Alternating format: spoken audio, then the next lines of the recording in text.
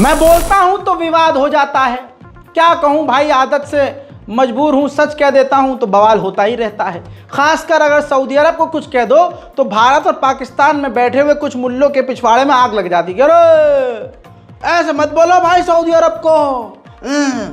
जबकि हकीकत यह है कि सऊदी अरब की ये जो गवर्नमेंट है ये मुसलमानों की सबसे बड़ी गद्दार है।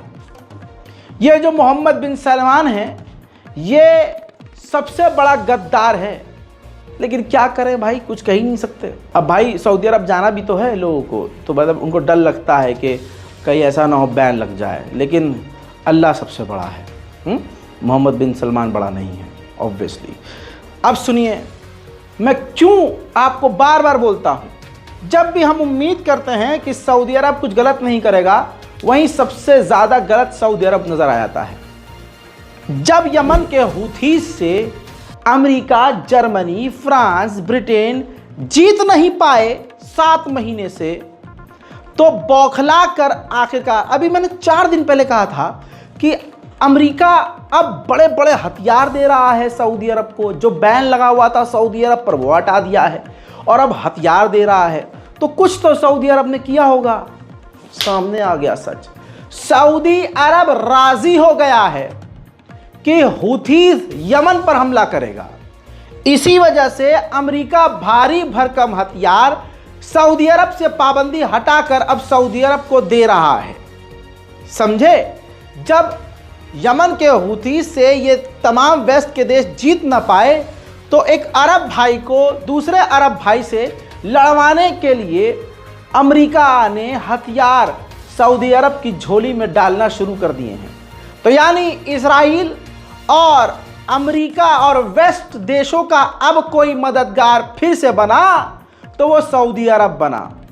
अब सऊदी अरब को चाटो जाके भाई साहब, मोहम्मद बिन सलमान को गले लगाओ, उसका मूत पियो, गुलामी करो। चलो, सच बुरा लगता है तुमको। यही वजह है जब अरब के तमाम देश इजराइल और अमेरिका के पाले में होंगे तो बताइए इजराइल गाजा पर हमला बंद कर देगा क्या? बिल्कुल नहीं करेगा। सऊदी अरब और तमाम अरब देशों ने जैसे ही चुप्पी बनाई और अंदर अंदर इजराइल अमेरिका से क्या डील करी, ये अल्लाह जाने या अरब खुद जाने। बता दूं, इसके बाद इजराइल ने गाजा पर हमले और बढ़ा दिए हैं। अब ये तस्वीर देखिए, ऐसे खतरनाक, हिला देने वाले, पूरे गजा को हिला देने वाले हमले इजराइल कर रहा है। पिछले 12 घंटे के अंदर इजराइल ने फिर से सैकड़ों फिलिस्तीनियों को, गाजियंस को कत्ल कर दिया है। अभी कुछ घंटे पहले का गाजा का इन हमलों के बाद जो मंजर है वो देखने लायक नहीं है। फिर भी आपको सेंसर करके काट पीट के कुछ तस्वीर दिखा रहा हूं ताकि आपको एहसास हो कि जिन अरब को आप सबसे पवित्र, सबसे अच्छा मुसलमान मानते हैं, उनकी खामोशी की वजह से गजा में ये हाल हो रहा है।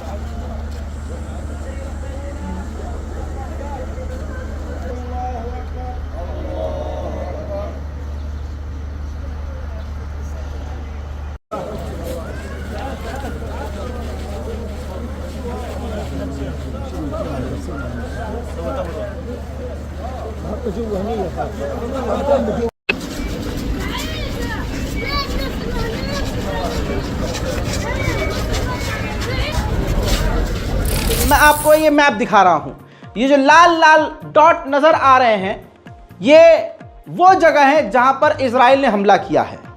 अब अपने दिल पर हाथ रख के आंखें फाड़ कर देख लीजिए, गाजा का कोई ऐसा इलाका नहीं है, ये पूरा लाल डॉट से भरा हुआ है। यानी पूरे गाजा पर इजराइल खतरनाक बमबारी कर चुका है। वहीं अब तक 1000 महिलाओं और बच्चों को गाजा की जमीन से इजराइल के सैनिक गिरफ्तार करके ले जा चुके हैं, किडनैप कर चुके हैं। उधर ये तस्वीर देख लीजिए, 133 एम्बुलेंसेस को इजराइल ने गाजा के अंदर अब तक तबाह कर दिया है। हालांकि ये तस्वीर जो है प्रतीकात्मक है, यानी आर्टिफिशियल इंटेलिजेंस से बनाई हुई तस्वीर है, लेकिन ऐसी ही तस्वीरें सच्ची भी हैं। आपको बता दूं कि इजराइल चाहता था कि गाजा से लोगों को निकाल कर इजिप्ट भेज दिया जाए, उसके बाद पूरे गाजा को तबाह कर दिया जाए। लेकिन इजिप्ट राजी ना हुआ फिलिस्तीनियों को एक्सेप्ट करने के लिए, जिसके बाद अब गाजा के अंदर फिलिस्तीनियों के ही रहते हुए इजराइल ने चारों तरफ गाजा में बमबारी कर डाली है। इजराइल के खौफनाक बमबारी में परिवार के लोग मलबे में ही दबे हुए हैं। जैसा आपको बता चुका हूं, इंस्ट्रूमेंट नहीं है, बिल्डोजर नहीं है जिससे मलबा हटाया जा सके, तो लोग अपने परिवार वालों को आवाज देकर चेक कर रहे हैं कि जिंदा है कि मुर्दा हो गए हैं।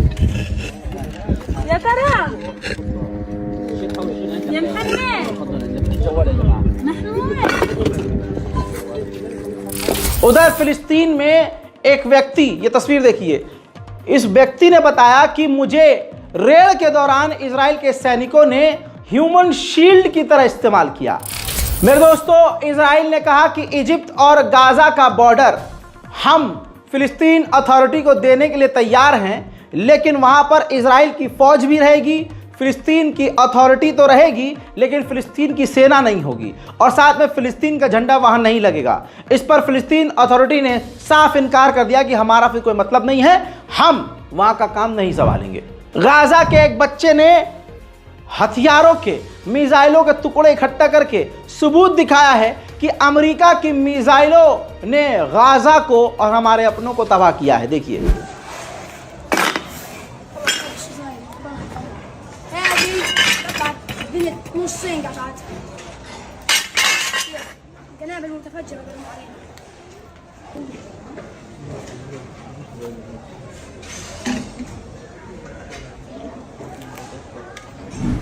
उधर दोस्तों, इटली के अपोजिशन लीडर अब भड़क गए हैं।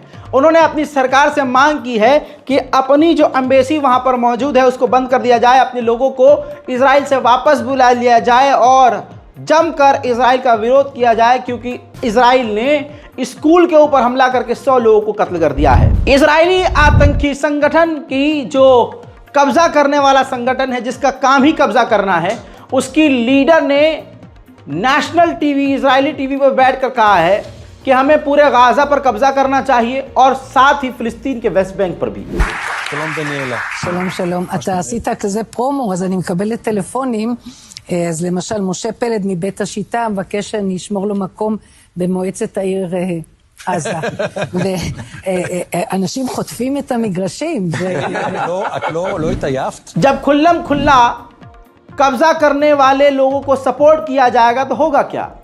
इजराइल के सेटलर्स फिलिस्तीनियों के घरों पर हमला कर रहे हैं, उनकी ज़मीनों पर कब्जा कर रहे हैं। एक बार फिर से मंजर सामने आ चुका है।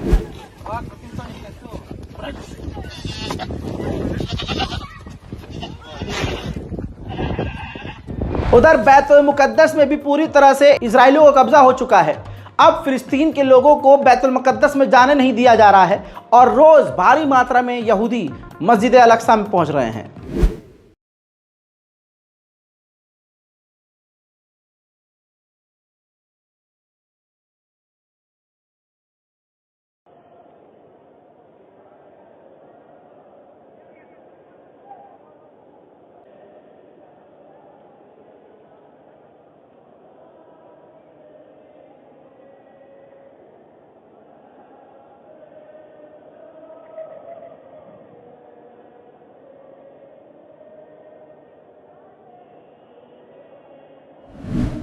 फिलिस्तीन के लिए जो स्पेशल अनवॉय यूएन में हैं, उन्होंने कहा कि जो कुछ देश इजराइल के कुछ सेटलर्स पर पाबंदी लगाने के ड्रामा कर रहे हैं, वो ठीक वैसा ही है जैसे एक बड़ी आग को 2-3 बूंद पानी डालकर बुझाने का ड्रामा करना। अब आप सोचिए, इजराइल ने 574 स्कूलों में से 477 स्कूल पर डायरेक्ट मिसाइल दागकर स्कूलों को 477